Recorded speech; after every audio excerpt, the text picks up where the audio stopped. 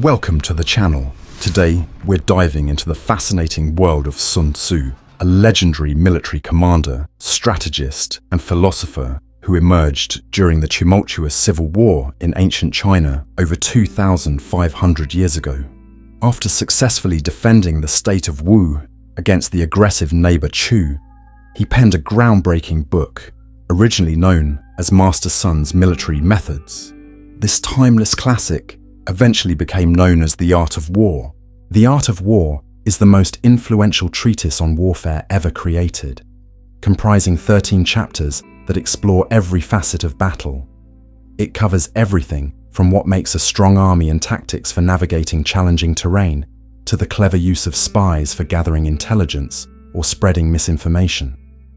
But beyond mere tactics, Sun Tzu offers profound philosophical insights, emphasizing that war should never be taken lightly, and that the greatest victory is one achieved without conflict.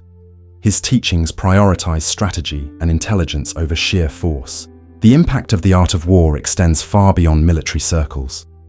It has shaped the thinking of leaders in politics, sports, business, and even our everyday lives. It's a treasure trove of wisdom that deserves our attention. In this video, I'll guide you through some of Sun Tzu's most important philosophies and show you how to apply these timeless insights to enhance your daily life. Let's get started. Number 1. If you know the enemy and know yourself, you need not fear the result of 100 battles. This powerful idea from The Art of War has been adapted across centuries, from battlefields to boardrooms. Today, we'll see how this strategy helped Emma, a young manager, turn her struggling sales team around. Meet Emma, recently promoted to lead a sales team in a competitive tech company. She's eager but faces mounting pressure as her team's numbers fall behind. Her main competitor is pulling ahead and the clock is ticking. Emma could give up, but instead, she remembers a lesson from a leadership workshop that referenced Sun Tzu's wisdom. If you know the enemy and know yourself, inspired, she decides to adopt a new approach: strategic thinking. Emma's first step is self-awareness. She acknowledges her strengths and weaknesses. She's innovative, but lacks experience in direct sales tactics. So, she meets with each team member individually, learning about their skills and what drives them. This helps her understand that her team has potential, but lacks guidance and clear goals. With this self-knowledge, Emma adapts. She sets up training sessions, establishes clear weekly targets, and makes herself more approachable. Now her team feels supported and has a strong sense of direction.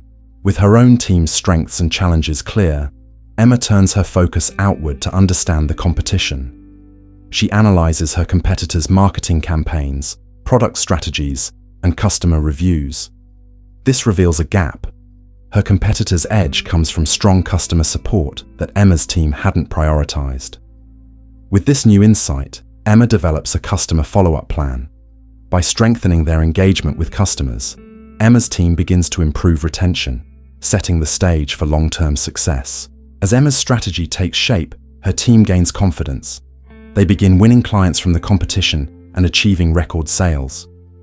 This turnaround was possible because Emma combined self-awareness with a strategic understanding of her competitors' strengths and weaknesses. In the quarterly review, Emma's supervisors see her team's progress and commend her for her strategic approach.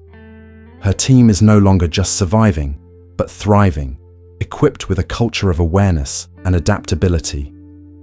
Emma's journey brings Sun Tzu's wisdom to life. Knowing ourselves and our challenges can guide us to overcome any obstacle. Sun Tzu taught that true victory comes not from overpowering others, but from understanding ourselves and our environment. Emma's story shows that success, in life or business, requires self-awareness and a strategic view of the world around us.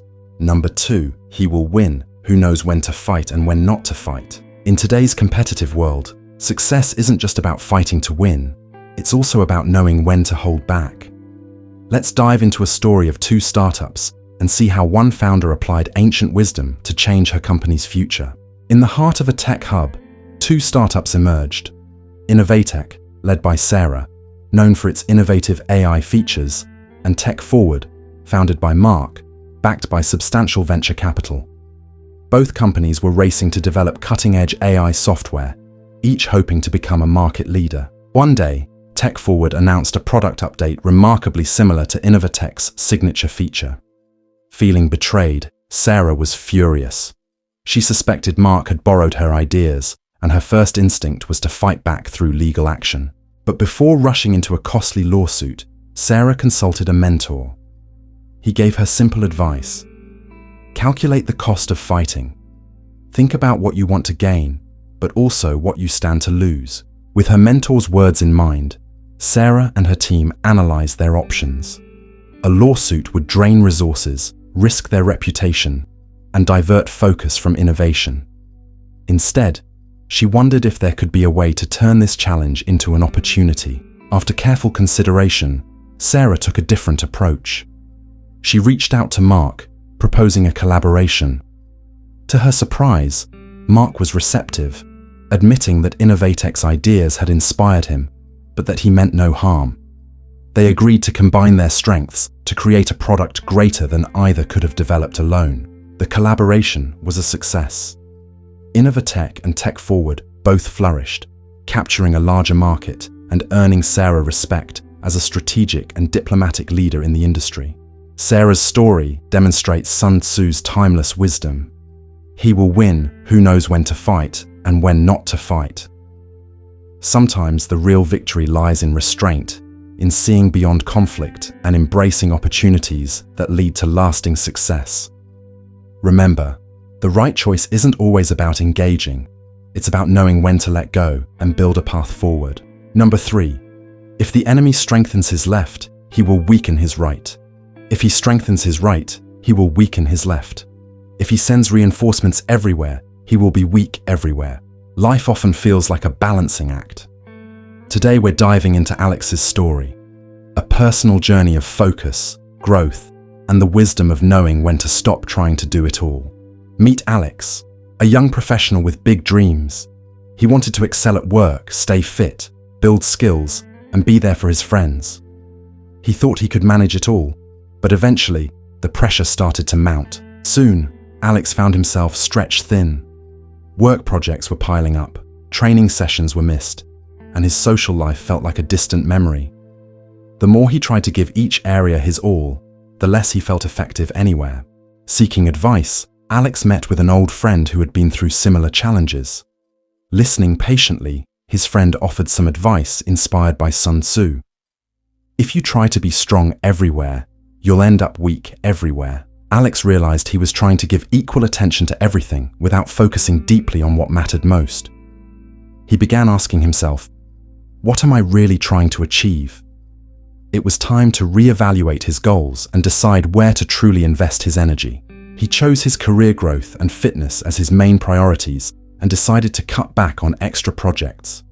He also set boundaries, dedicating specific times for friends and relaxation. By focusing on fewer things, he aimed to go deeper instead of spreading himself thin.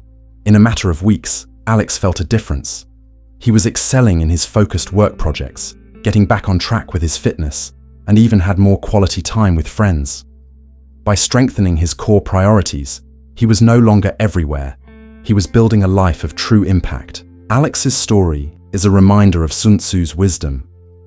If the enemy strengthens his left, he will weaken his right. If he sends reinforcements everywhere, he will be weak everywhere. When we try to spread ourselves thin, we become less effective overall. Think of it this way. If everyone is your customer, then ultimately, you have no customer. Your message gets lost in trying to please everyone, and you connect with no one deeply. The same is true for relationships. If you try to maintain equal closeness with every acquaintance, you risk lacking any true friends. Or consider a sports team that tries to train in every discipline without specializing. They will likely find themselves outmatched by opponents who have mastered a specific skill. Just like a river flows stronger when channeled into a single path, so does our impact deepen when we concentrate our efforts on what truly matters. Real strength lies not in trying to do it all, but in choosing where to invest deeply and where to let go.